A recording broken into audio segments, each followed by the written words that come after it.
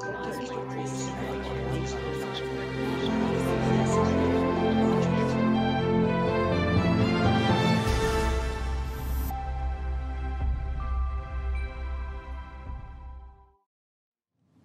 Brogden is a passionate advocate for the 1 in 5 Australians who are living with poor mental health. While her impressive career began in banking, a very public mental health crisis within Lucy's very own family sparked a determination to be part of a change. That led her to Macquarie University's Department of Psychology and so much further.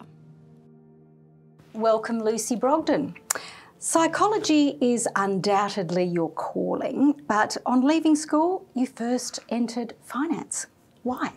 Sandra, I think I'm the dutiful daughter. When I said to my parents I wanted to do psychology at university, they said, no, that's not a real thing to do, law, medicine or economics.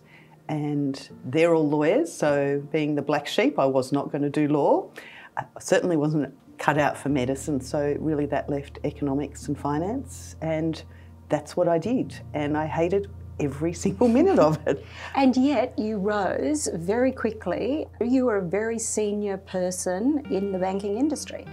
Yes, I had a good career, and I think underpinning all of that, I have a strong work ethic, and in psychology speak, I'm very high C, high conscientious, so I work hard at what I'm doing. And the work I was doing at Macquarie Bank was exciting and fun and very motivating. It just wasn't my calling. 2003, you graduated a Diploma of Psychology. 2009, a postgraduate Diploma in Psychology. 2018, a Masters of Organisational Psychology. You went all out. I did. In about 2000, when I was really at one of those career crosswords, my husband gave me an ultimatum. I had continually whinged that life would be much better if I'd studied psychology and my career would be much better. And he said, do psychology or stop talking about the regret of it. Initially I was a bit, I can't do that now, I've got this great career, why would I want to chop and change? And then I thought, you know what, it's such a calling, I've got to do it. You can't live with regrets. You know, we say life is short, but actually life is a long time when you're working, and particularly working at something that doesn't fully embrace your passions and what you need to be doing. So, a 20-year journey just about to get to the Masters of Organisational Psychology. So yes. Someone actually asked me if my student number was valid when I graduated, it was so old. So I worked in accounting and finance, but I spent about 15 years at Macquarie Bank, and most of that time I say I had one of the best jobs in Australia. I was working directly to the Managing Director, Alan Moss, and we were working on a lot of strategic projects. We were trying to motivate the staff that were there, and in professional services, it's all about people. It's motivating those people, it's attracting people, retaining people, really getting the best from those people. And so it was inherently psychological work that we were applying to our strategy. And so there was actually a neat segue or fit to say, I understand the finance, I understand the operations of the business, but actually what we didn't really know at Macquarie and we were doing intuitively was the psychological part of understanding the people that worked for us. So sitting down with Alan to say, I'm going to study psychology, what do you think? Initially, I think it took him by surprise, but then it became, what a great opportunity. At that time, you were living quite a high-profile life. Yes. As wife of the then opposition leader, John Brogden. And in 2005, you dealt with a mental health issue of your own in your family. Can you tell me about that time? So I think 2005 was the very public side of John's mental health crisis. If I step back, maybe there's some irony, maybe there's the universe looking out for me in studying psychology, because I knew that John was not coping well before the public episode. And it's interesting, in doing the psychology, I was a very enthusiastic young student, and I'd come home with my textbooks and say, I know what's wrong with you, it's in the book. I actually now know that's not what you would do to try and get someone to seek help and understanding. And so the more I was saying, there's something going on for you, things aren't right, the more he would retreat or deflect. So you knew? So I knew. I lived in what I call a silent panic about this, that I could see he wasn't coping. He was either sleeping all the time or not sleeping. He was either eating too much, not eating. He was irritable with staff, with me. And yet, because of this public persona, I don't think he could say openly he wasn't coping, and I wasn't sure how to get him the help I could see he needed for fear of it becoming public and the stigma and taboo that went with that. So I lived in this silent panic for quite a few years in the lead up to that. So when people say to me, how did you cope when John had this very public suicide attempt? I said, my overwhelming sense was one of relief, that we were finally at a place where he was going to start a recovery journey. And so as traumatic as it all was, I knew enough psychology to know that he was struggling, but I also knew enough to know that he could go on to make a recovery with the right help and supports. And to his absolute credit, that's what he's done. Do you think that that episode, that time of your life, has been an asset?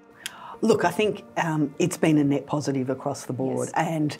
And from our relationships perspective, I often say that there's a real silver lining, and we don't like to sound smug, but there is a sense of a privilege when your relationship gets tested in that way. It goes to a whole nother level of insight that maybe a regular relationship mightn't find. And so I hold on to that as a real treasure for the journey. But more broadly, it has given us both great opportunities to advocate for change on the Australian platform, in our communities, and that's been another great gift from a terrible experience. And I actually think it shows the way the sector is moving to value the voices of lived and living experience, whether that's consumers or carers. Well, let's talk about that, the lived experience. Your lived experience as a carer, how difficult has that been for you? Caring is something that I've learnt has to be a really conscious process. It's not just making cups of tea, being loving and supportive and going for walks. It's respecting that John or anyone that you're caring for has rights, and really fundamental rights, and rights to make choices. He's made choices that he wants to be healthy and well and look after himself. And that's great, but not everybody will make those choices. So I have to respect his rights in that regard. I have to check myself that what I might want when he's not well is about me, not about him. And so we've learnt to navigate that process together. And I call it a conscious caring process. You have to be really thinking about the strategies that you have, the way you approach caring, whose interests are you dealing with. We have children, so we've agreed kids will come first. And those sort of conversations are really important to a good caring relationship. It is an ongoing process for us. John will probably live with his mental health issues for the rest of his life. He's much better at managing the episodes, seeing the episodes coming, etc. So touch wood, we're in a very good place. And so life is good, but when it's hard, it can be really hard, and we have to be able to hold those spaces together. 1 in 5 Australians go about their daily lives with poor mental health. Can you tell me a little bit about what your role is in improving that? Look, I think we've done a lot. We've come a long way since we first entered the sector about 20 years ago. Some of the achievements at the National Mental Health Commission that I'm particularly proud of are the National Children's Mental Health and Wellbeing Strategy, which we knew to be an Australian first, but we've since realised is a world first. Most people think that the mental health system, or the way they design it, you enter at 12. But actually we know that it starts at 0. I had the privilege of working at one stage with Dame Mari Bashir when she was working as a psychiatrist, and she was the advisor at the Department of Juvenile Justice where I was working. And she was adamant it was preconception, which is scary to people that haven't had their children and probably scary to those of us that have.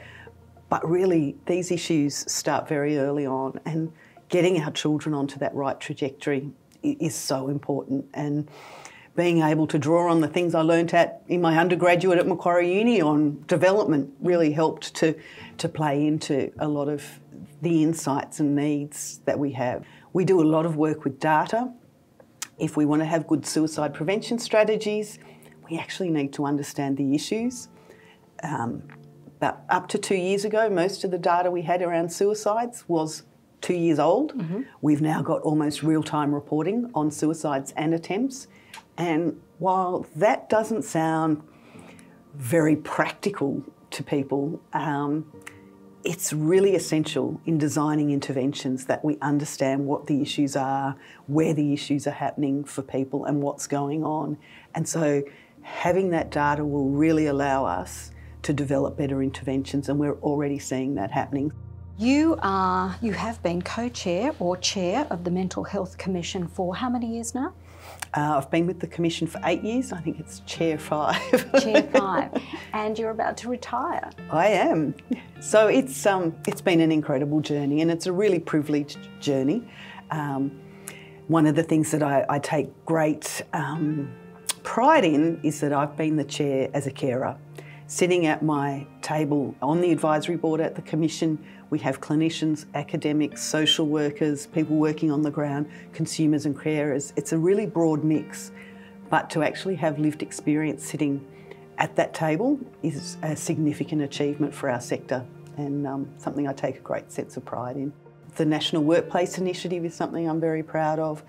The work we've done in getting out into communities with the Connections tours that we hold, and we're just about to kick off Connections 2022, where we will go right across Australia to urban communities, rural communities, remote communities, to really sit with them and understand how the mental health system works for them or doesn't, and the suicide prevention system does or doesn't work for them. And I think that's very important to understand, because often people think of the system in that medical lens of GPs or hospitals, but actually if we look at the social determinants, it's about our workplaces, it's about our housing, it's about our employment strategies, education, etc. It's a very holistic view that we need to take. Now, we're going to talk a little bit about your time at Macquarie University. Yes. How was it returning to study after the big career in finance? Wife, mother of 3 kids. How difficult was it? Tell me about that time. So I loved my time at Macquarie Uni. It was a very long time, nearly 20 years of study and a little bit of teaching. I was a bit nervous going back as a mature age student as to how I might fit in to that environment. So the structure side of uni was fantastic, but one of the things that I noticed as a mature age student that had really changed was sort of life on campus. And so when I started doing the masters, all our subjects were at night, and I said to the students, right, let's go to the uni bar.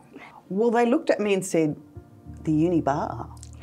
What are you talking about? And I said, the uni bar, where you go and have a beer and there's music, etc.